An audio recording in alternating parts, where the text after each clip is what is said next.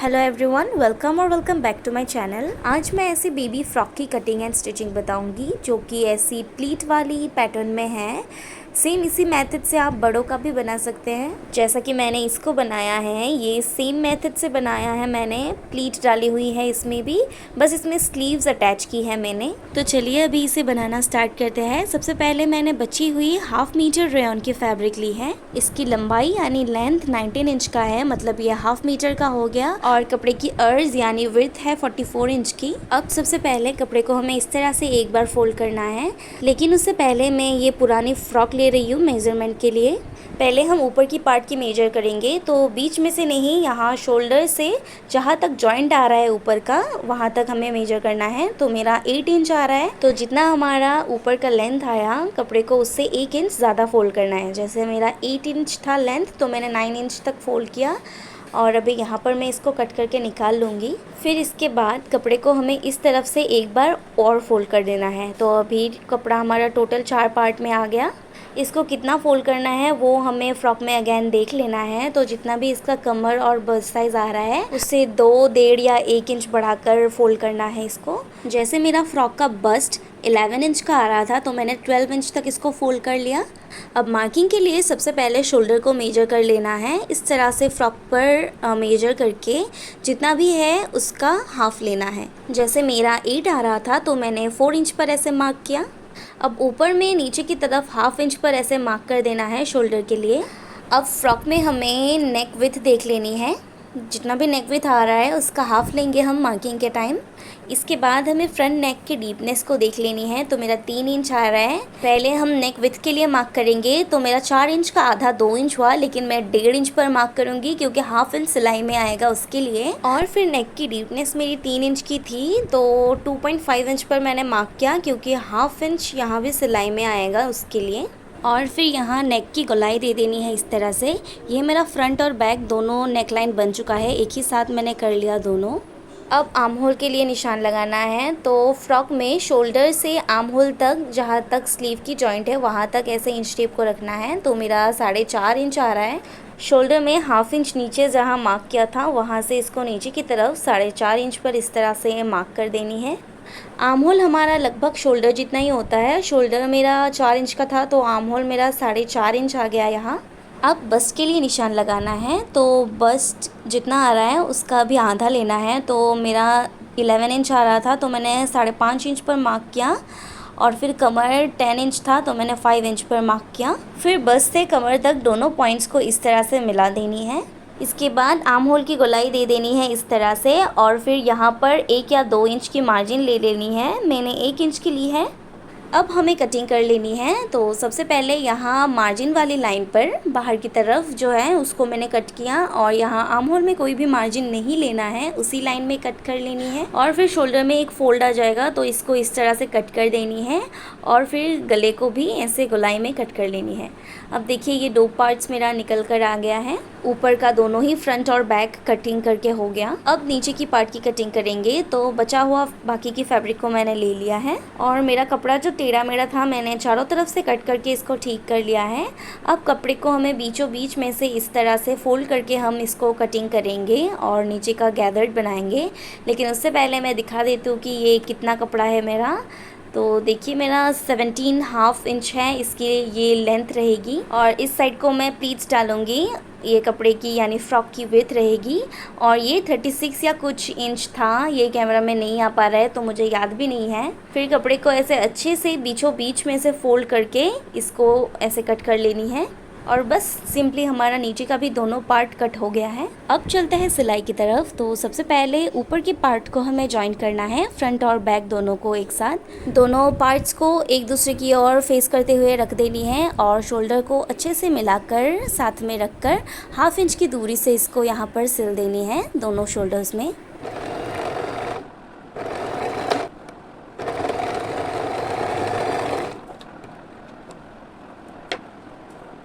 तो देखिए दोनों शोल्डर्स को मैंने जॉइंट कर दिया है। अब हमें एक तिरछा पट्टी लेना है, मतलब कपड़े को जब हम टेढ़ा करके कट करते हैं वैसा। अब इसको हम पूरे नेकलाइन में और आर्म होल्स में जॉइंट करेंगे।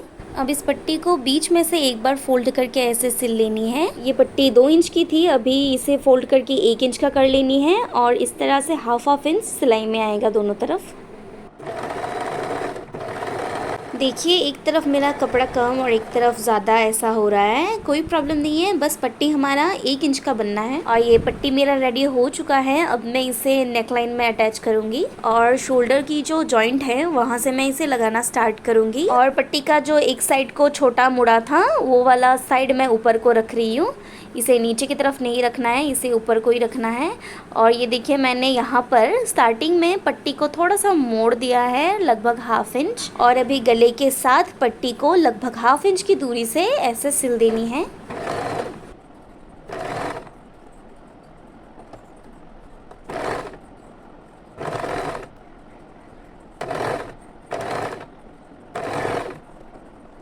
और जब जहाँ से शुरू किया था वहाँ पर आ जाए तो पट्टी को इसके ऊपर ऐसे चढ़ा देनी है।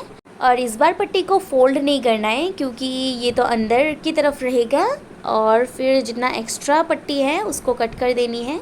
उसके बाद ये गुलाई में हमें थोड़ा सा कट लगाना है। इस तरह से कपड़े को फोल्ड कर लेनी है ऐसे, और फिर चारों तरफ ऐसे कट लगा देनी है। जो गले का जो हाफ इंच दूरी से हमने सिलाई किया था गले का और पट्टी का, उसको ऐसे छोटे छोटे कट लगाना है और ध्यान से कट करना है। ये गले की जो सिलाई है वो कट नहीं होना चाहिए। उसके बाद एक और सिलाई लगानी है, तो उसके लिए ये जो पट्टी है इसे इस तरफ को दे देनी है और अंदर का जो पार्ट है उसे वो भी इस तरफ को होना चाहिए। और यहाँ पट्टी की बिल्कुल स्टार्टिंग पर, मतलब उस सिलाई के एकदम पास से एक सिलाई लगा देनी है।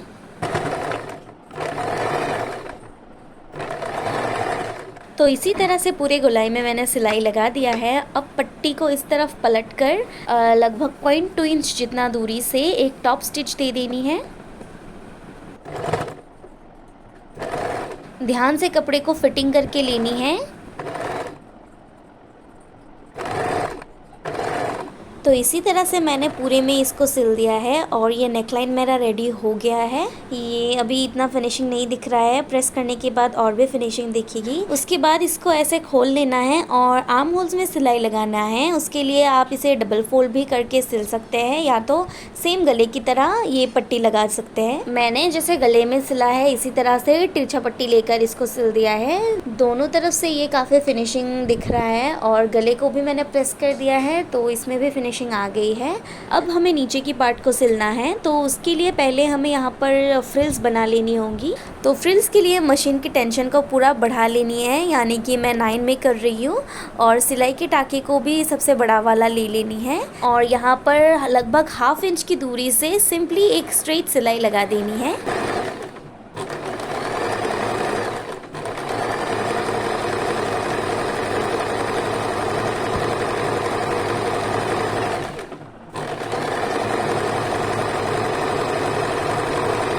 तो ये मेरी सिलाई हो चुकी है। अब थ्रेड को थोड़ा लंबा सा रख के कट करना है और फिर फ्रिल्स बनाने के लिए एक धागे को हमें इस तरह से खींचते जाना है।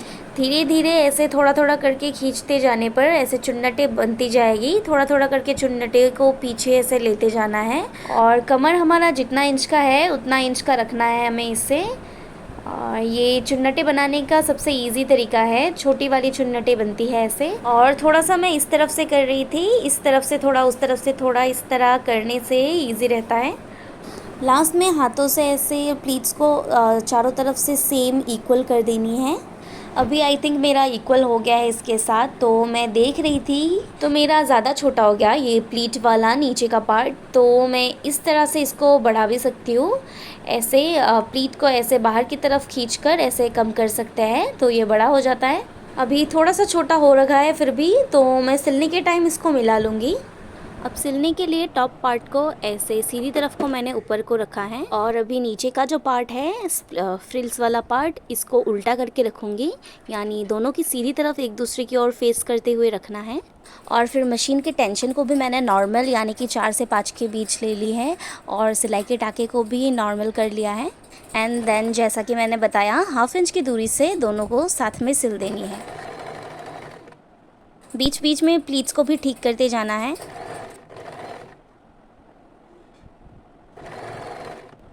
अभी देखिए ये प्लीट का पार्ट मेरा थोड़ा छोटा हो रखा है, तो मैं इसे ऐसे करके बड़ा कर लूँगी।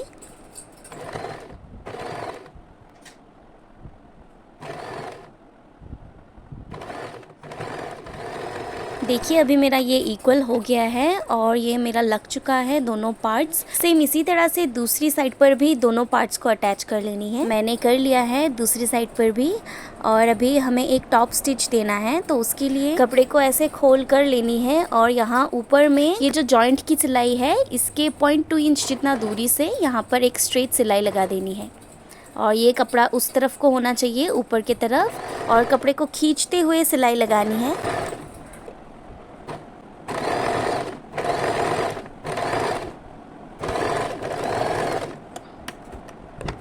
तो मेरा ये टॉप स्टिच लग चुका है। अब ये ज़्यादा फिनिशिंग दिख रहा है और अंदर की तरफ भी ये जो निकला हुआ सा कपड़ा था ये बैठ चुका है। डिफरेंस देखिए, दूसरी तरफ ये इतना फिनिशिंग नहीं दिख रहा है और अंदर का कपड़ा ऐसे उखड़ा सा हो रखा है। तो इस सिलाई को स्किप नहीं करना है, दोनों तरफ पे ये टॉप स्टिच दे देनी है, जैसे कि मैंने इस तरफ भी दे दिया है देखिए। और अभी ये फ्रॉक हमारा लगभग हो चुका है। अब साइड का जो फिटिंग की सिलाई है उसको दे देनी है। मैंने 1 इंच की मार्जिन ली थी, तो 1 इंच की दूरी से मैं ये मार्किंग कर रही हूँ और इसी मार्किंग के ऊपर मैं सिलाई लगा लूँगी दोनों तरफ। एंड देन नीचे के पार्ट को इस तरह से डबल फोल्ड करके सिल देनी है पूरे गोलाई में। देखिए मैंने साइड की फिटिंग की सिलाई दे दी है और नीचे के पार्ट को भी डबल फोल्ड करके सिल दिया है। हाफ इंच जितना 2 बार फोल्ड करके सिल दी है इसको। और अब ये मेरा फ्रॉक पूरा रेडी हो चुका है। तो thank you so much for watching. Video अच्छा लगा तो please like and subscribe the channel.